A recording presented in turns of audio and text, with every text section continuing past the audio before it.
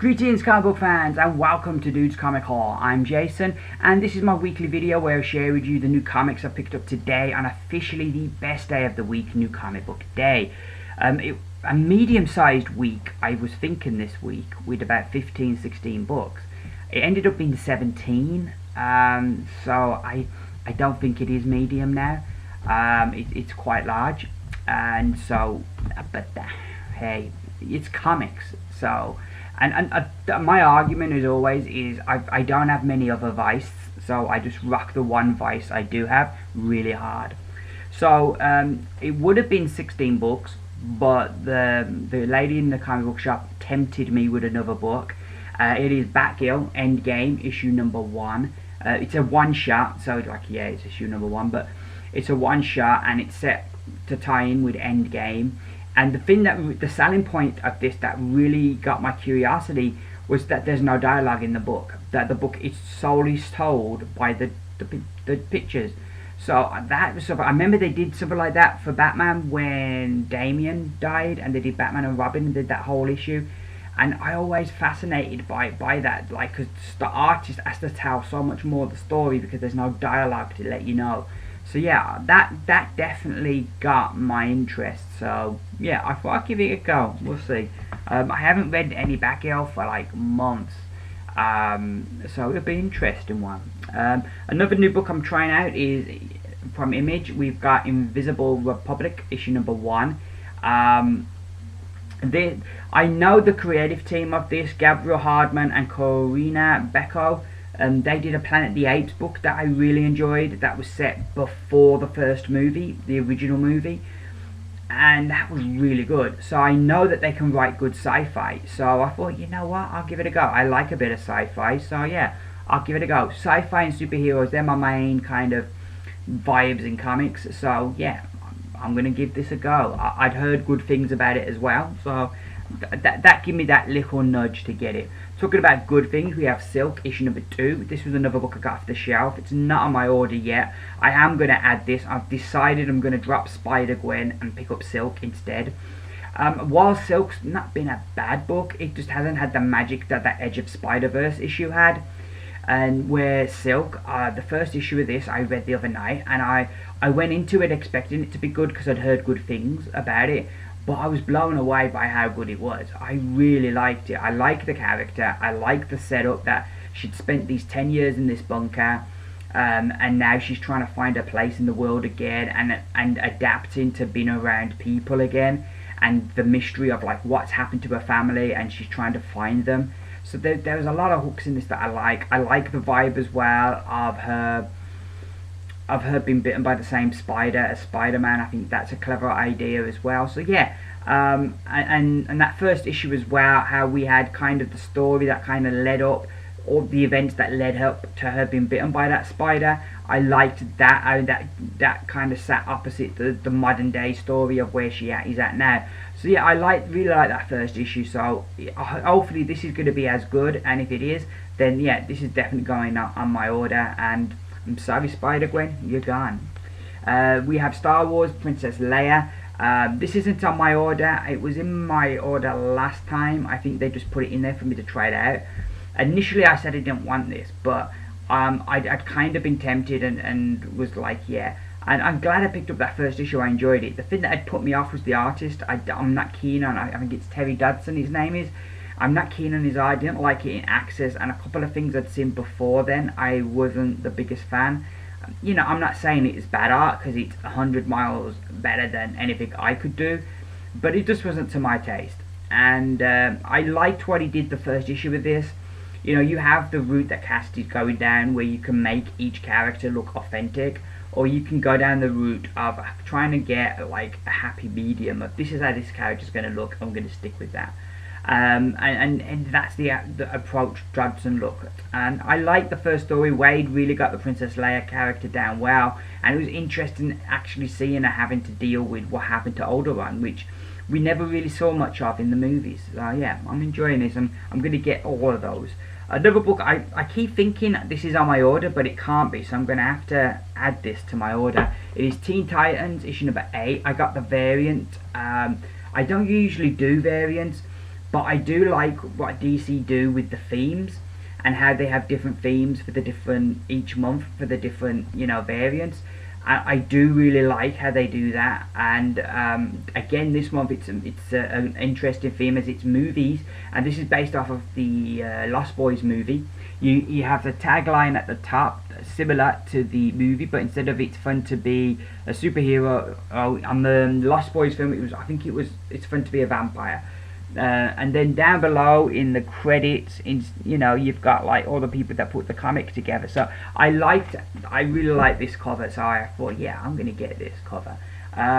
Teen Titans, I've been enjoying. I like the whole thing linking them with Cadmus, because like we've seen in books like Justice League 3000 and Future's End, that Cadmus ultimately are going to end up being pretty bad. So it's really interesting seeing the Teen Titans now linked with them. This character Manchester Black's a bit of a mystery, and he's definitely got an agenda. And there's like really big questions like why does he never wear a shirt? This dude's always topless. It's like, what's up with that? But yeah, I'm really enjoying this book right now, and yeah, good stuff. Now the rest of the books are from my order. We have Batman Eternal issue 50.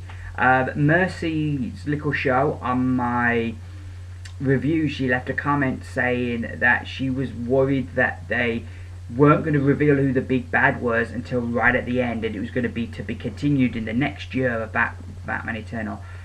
I could see them doing that. I hope not. That would really suck, to follow this for a year only to have them say, well, yeah, we're going to continue this, and you'll find out who the big bad is next year.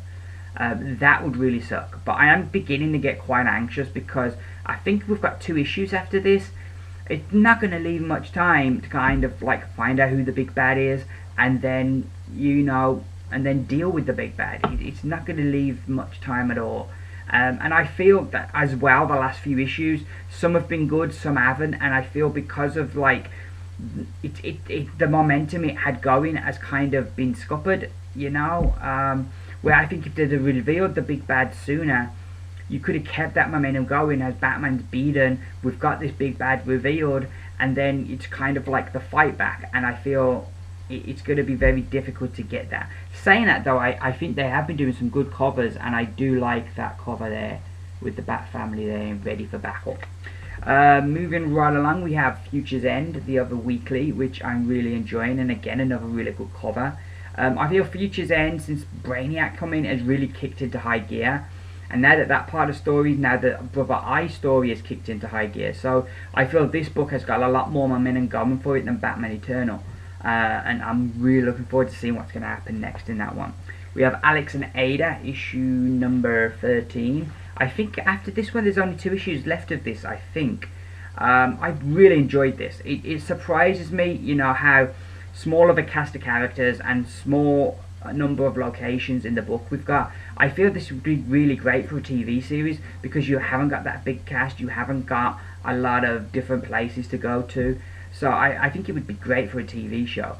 But I always enjoy this book, just how much they get has so little. And by so little I mean, like I said, so few characters, so few locations, yet every issue is just gripping. And by this point, Alex and Ada are now together, but things are developing that, yeah, it could end sad. It could end sad. I hope not. I'd love to see a happy ending, but I don't know. But I'm really digging that book. We then have all new Captain America, issue number 5, which I'm loving.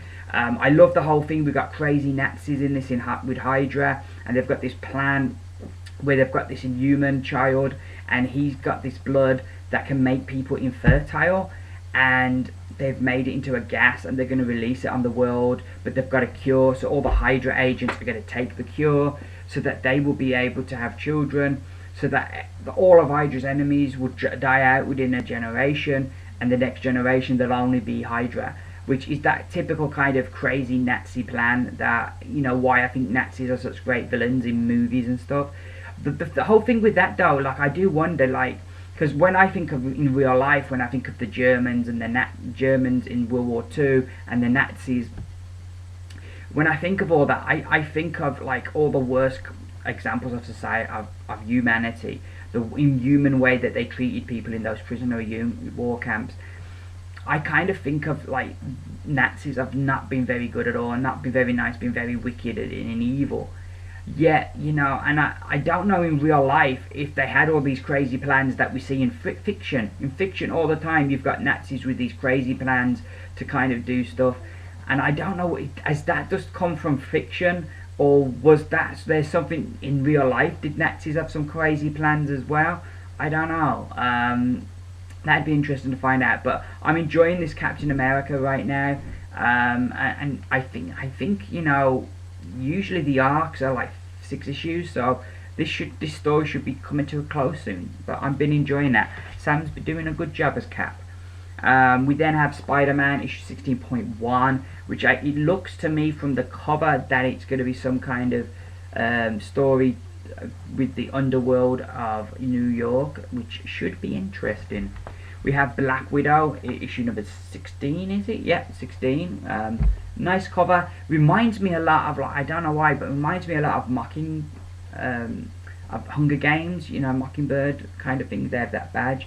But yeah, really been enjoying this. The art just always really good. Yeah, we got that. We got Hulk issue 13. Really liking the direction of this book. Duggan's done a really good job giving the book a real good direction, and I'm really interested. You know, Hulk, he's now dark green. He had the Extremis, ejected with Extremis to give him his intelligence back, and he's been going after all the other gamma powered people, whether they're heroes or villains. He's been taking them down, injecting them with a cure to take away their powers, depowering them. And we know that there's something more there that's going on as well. And he built this supercomputer to help him, but now the computer's gone rogue because the computer's recognized that the Extremis is not going to work permanently, and that Hulk will lose his intelligence as time goes on. So the computer's become self-aware and gone rogue, and he's trying to complete Hulk's mission, but it's doing it as a computer would, just cold and logically.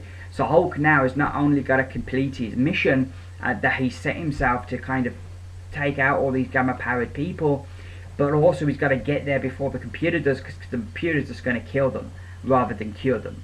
So yeah, I'm really enjoying this right now. Really good story, really good book right now. Really enjoying the Hulk. We have another book I'm really enjoying, is Magneto. So we have issue number 16. I really feel like Colin Bunn is a writer on the rise, because a lot of his books right now, you hear enough of good things about this guy, and if they're as good as Magneto, I can understand why. He just totally has gotten this character, and it's been a fantastic book, and every issue I look forward to. So that should be good. We then have The Punisher issue number 16, Nathan Edmondson writing it. Out of the 3 books I'm reading of his, this I feel is the most inconsistent. There are times I just don't feel the characters behave consistently. I wasn't a big fan of the last issue. Hopefully things are going to pick up this issue. We then have from Valiant, we have Divinity. It's got that cardboard cover that makes it feel special. You open the bad boy up and it's got book 2. I love how Valiant do this. It just makes it feel so much more of an event and so much more special. We have Doctor Who 12th Doctor issue number 6, which would starting off a brand new story, which should be good. And keeping in the vein of Doctor Who, from Valiant, we have Ivor Time Walker issue number 3. So those are my books for this week. I don't know when I'm going to finish these bad boys, but I'd expect it to be some point over the weekend. So early next week, expect a review video up, reviewing these books, and then I'll be back next Wednesday with another haul video. Thank you very much for watching my video. Please, if you've enjoyed it, please give me those thumbs up. Let me know you like what I do. I'm going to go now, get a nice cool beverage, and start reading some of these comics. I've been Jason. This has been Dude's Comic Haul.